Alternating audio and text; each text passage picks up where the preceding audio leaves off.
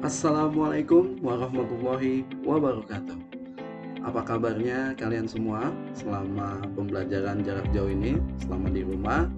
Tentunya banyak aktivitas ya yang bisa kalian kerjakan dan saya harap semuanya itu produktif dan positif. Dan jangan lupa juga buat kerjakan semua aktivitas yang diminta oleh dosennya. Hehehe, semangat. Baik, dalam video ini kita akan sama-sama berkenalan dulu sama yang namanya akuntansi. Kemudian kita akan bahas mengenai persamaan dasar akuntansi. Yang terlintas di kepala kalian ketika dengar kata akuntansi apa sih? Banyak angka pak, susah, banyak istilah teknis yang nggak dimengerti. Pokoknya nggak ngerti dah, gitulah. Nah, makanya kan ada pepatah bilang tak kenal maka tak sayang. Maka kenalan dulu nih kita sama yang namanya akuntansi. Siapa tahu jodoh. Bisa kali. Jadi apa itu akuntansi? Akuntansi pengertian sederhananya adalah sebuah bahasa bisnis. Kenapa jadi bahasa bisnis? Karena semua para pelaku bisnis, mulai dari investor, kreditor, bank, pemerintah, kita, manajer keuangan, manajer SDM, manajer pemasaran, manajer operasional, semuanya akan membutuhkan laporan keuangan dalam mengambil keputusan, dalam melihat atau menilai informasi yang terkandung di dalam perusahaan berupa kuantitatif, angka-angka yang tersaji di dalam laporan keuangan. Nah, coba kalian bayangkan analoginya seperti ini. Ada orang Jawa ketemu dengan orang Sumatera, masing-masing menggunakan bahasa daerahnya. Komunikasi nggak nyambung kan tuh, karena nggak ngerti bahasa yang digunakan satu sama lain. Nah, begitu juga di akuntansi, butuh yang namanya standar yang sama. Kalau di akuntansi, standarnya itu diatur sama siapa? Standarnya akan diatur oleh Ikatan Akuntan Indonesia, IAI. Kemudian standarnya itu akan tertuang dalam bentuk yang namanya PSAK, dan standar akuntansi keuangan. Berarti PSAK itu ya ibaratnya sama lah kayak Kamus Buku Besar Bahasa Indonesia. Berarti kalau kayak gitu, apakah PSAK perlu diupdate, perlu dirubah? Iya. Jadi sama halnya kayak Kamus Buku Besar Bahasa Indonesia. Itu perlu ada revisi, perlu ada perubahan, mungkin ada penambahan kosakata. Nah, sama juga di PSAK. Itu juga mengalami perubahan sesuai dengan perkembangan zaman. Kayak sekarang misalnya contohnya, PSAK yang diterapkan sekarang mulai tahun 2018 itu sudah berkiblat sudah mengacu lah kepada International Financial Reporting Standard, yakni suatu pedoman pencatatan akuntansi, penyajian akuntansi yang sudah distandarisasi internasional. Nah, itu mulai berlaku di tahun 2018. Ada berbagai macam perubahan. Seperti misalnya, kalau dulu kita kenal ada yang namanya neraca. Nah, sekarang disebutnya adalah laporan posisi keuangan. Nah, sekarang kita akan coba memahami persamaan dasar akuntansi. Ini merupakan hal yang penting, namanya juga basic, dasar gitu ya. Kalau kalian nggak paham ini ya akan susah mempelajari akuntansi di pembelajaran berikutnya. Maka perlu kita ketahui apa sih persamaan dasar akuntansi. Yuk kita lihat persamaan dasar akuntansi itu. Sebetulnya akuntansi itu cuma memperlihatkan apa yang dimiliki oleh perusahaan dan sumbernya dari mana. Nah, jadi kalau dibuat garis pemisah seperti ini nih, ada sisi sebelah kiri sama sisi sebelah kanan. Kayak orang lagi musuhan tuh. Udah lu sono sebelah kiri, gua sebelah kanan. Itu ya. Jadi kalau kita buat garis pemisah, sebelah kirinya itu adalah apa yang dimiliki oleh perusahaan. Dan sebelah kanan adalah sumbernya dari mana. Nah, sistem pencatatan akuntansi yang menggunakan sisi sebelah kiri sama kanan ini juga menjelaskan sifat dari akuntansi nih. yakni harus dicatat dengan menggunakan sistem double entry atau berpasangan. Apalagi itu double entry.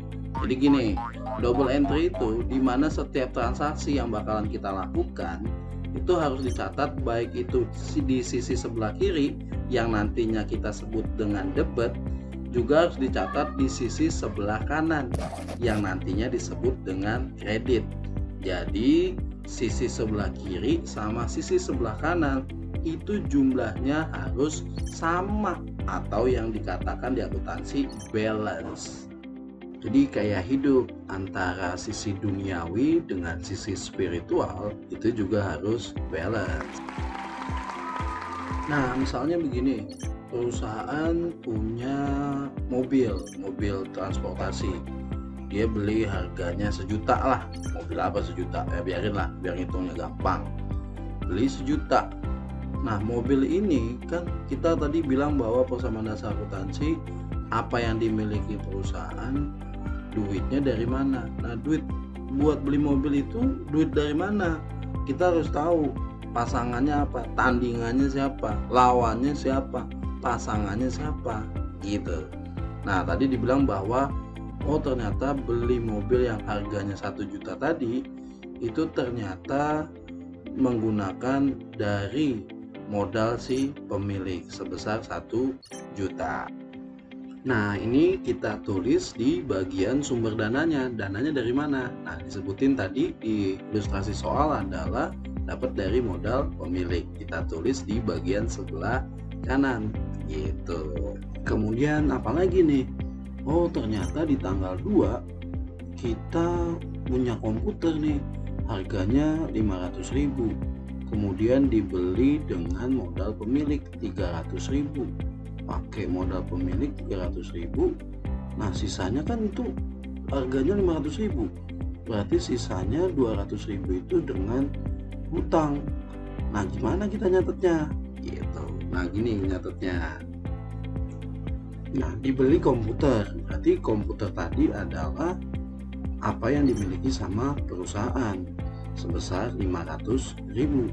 Kemudian dia belinya pakai modal pemilik sebesar 300.000. Sisanya kan harganya 500.000 tuh. Sisanya adalah hutang sebesar 200.000. Berarti kita bakalan nyatetnya di sisi sumber dari mananya, modal pemiliknya 300.000, kemudian hutangnya adalah 200.000. Berlanjut ke ilustrasi transaksi berikutnya. Di tanggal 3 Januari ternyata pemilik modal, pemilik perusahaan mengisi uang kas perusahaan nih sebesar 500.000. Berarti kita nyatetnya gimana? Kas itu adalah apa yang dimiliki sama perusahaan. Berarti kita nyatetnya di sebelah kiri atau di sebelah debit 500.000. Kemudian di sisi sebelah kanannya ya berarti modal pemiliknya juga bertambah sebesar 500.000 gitu. Transaksi ilustrasi yang berikutnya kita langsung saja. Di tanggal 4 Januari dibeli peralatan dengan hutang. Berarti ini peralatannya akan bertambah sebesar 200.000 di sisi sebelah debit karena peralatan itu akan dimiliki oleh perusahaan. Nah, beli peralatannya dari mana nih? Ternyata di sini dibilang dengan hutang. Berarti hutangnya di sisi sebelah kanan atau sisi sebelah kredit itu akan bertambah sebesar 200.000 rupiah. Nah, sekarang kita mau totalin nih. Bener nggak sih bahwa apa yang dimiliki perusahaan ini totalnya sama dengan sumber pendanaannya? Dapat dananya dari mana? Sama nggak sih ya totalnya? Kita lihat, ternyata totalnya untuk yang dimiliki perusahaan itu sebesar 2.200.000. Sementara untuk sumber pendanaannya juga sama sebesar 2.200.000. Nah, berarti apa yang kita omongin sebelumnya ini balance antara apa yang dimiliki perusahaan dengan sumber dananya. Kita punya apa, pertanggungjawabannya ini sumber dananya dari mana. Nah, ini adalah balance.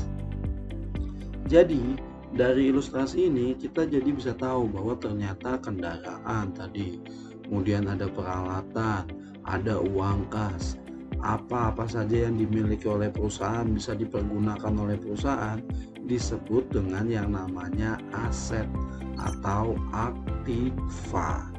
Nah, aktiva tersebut ternyata dapat dibeli oleh perusahaan melalui modal pemilik, atau kalau si pemilik nggak punya uang, dia bisa melakukan hutang. Nah, ini yang menjadi persamaan dasar akuntansi. Aktiva sama dengan kewajiban plus modal, atau bisa diartikan juga aktiva atau aset sama dengan hutang plus modal. Kewajiban disebut juga dengan hutang. Nah, saya ulangin kembali, berarti aset atau aktiva atau pengertiannya adalah segala sesuatu yang bisa kita manfaatkan untuk kepentingan perusahaan, untuk kepentingan usaha, ya. Itu bisa kita beli, ya. Itu bisa kita beli melalui apa? Melalui modal pribadi, modalnya si pemilik, atau bisa juga dengan cara berhutang. Hal ini menjadi persamaan dasar akuntansi.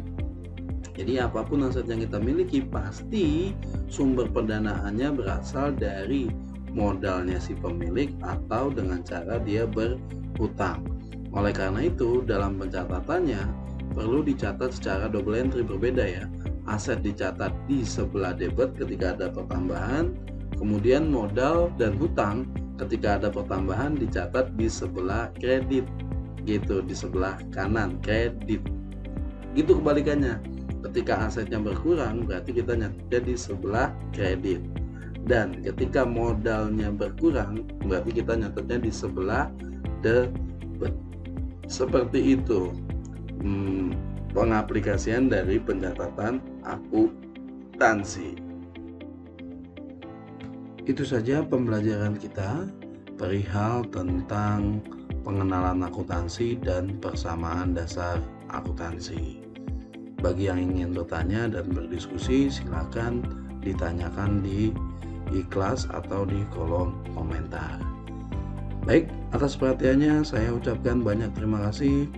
Mudah-mudahan kalian diberkahi kesehatan, kemudian juga dapat selalu produktif, dan kita berharap mudah-mudahan pandemi ini segera berakhir dan kita bisa beraktivitas normal seperti biasanya. Terima kasih. Wassalamualaikum warahmatullahi wabarakatuh.